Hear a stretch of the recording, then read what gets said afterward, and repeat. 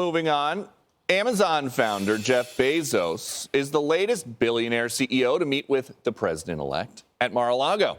Mr. Trump also recently met with the CEOs of TikTok, Netflix, Meta, Apple, and Google, and Mark Zuckerberg and others have even made massive donations to his inaugural fund. Here to discuss is O'Leary Ventures chairman, Mr. Wonderful, Kevin O'Leary. Good morning, Kevin. Great to be here. Thank you.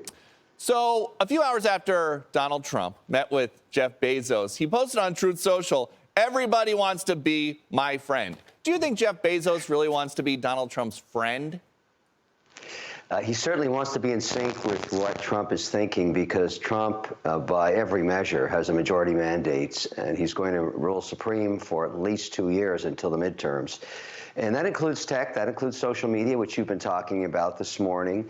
And all of these leaders, whether they like him or not, are going to suck up to him. And that's exactly what they're doing, because to be cut out of the circle of friendship is a diminished position if you're a technology leader, and you want to be in that circle of friendship with Trump right now, love him or hate him. And a lot of these CEOs bashed him pretty hard in his first mandate, so they've got a lot of sucking up to do.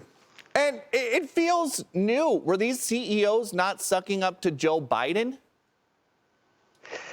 Biden really didn't take a position on tech. His administrators did. They beat it up pretty badly, and they were pretty not in support of innovation. They preferred regulation, and that's obvious because it's history. You don't have to debate it anymore.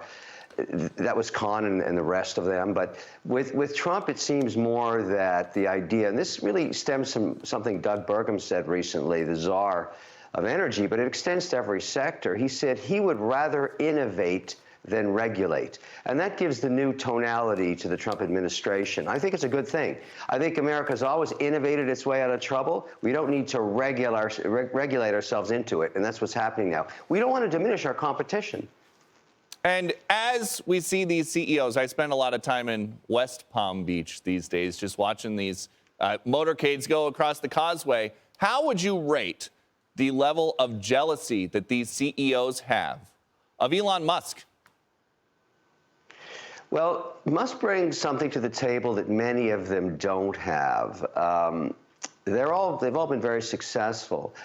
But Elon Musk is an extraordinary individual when it comes to executional skills. So when you hear him say he's going to implement cost savings in government, it's hard to find a place where he hasn't chosen a mandate and been successful at it. So I'm very interested in hearing what his recommendations would be about cutting costs. There's a lot of fat in government. Everybody knows that, whether you're a Democrat or Republican. So this is a very interesting role he's taken on.